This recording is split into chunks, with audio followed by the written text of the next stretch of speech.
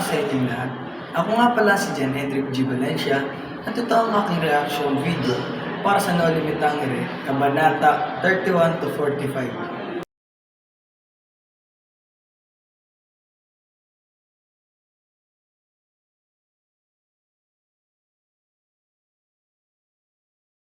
Magandang umaga sa inyong lahat. Ako nga pala si Jan Hedrick G. Valencia at ito ang natutunan ko sa napanood kong kabanata sa No Limit Tangere.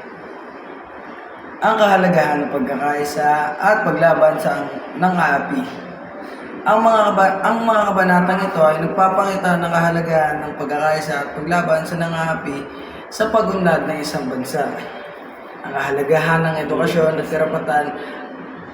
Ang kabanata na ito ay nagpapakita ng mga kahalagahan sa edukasyon at mga karapatan sa pag-unlad ng isang bansa.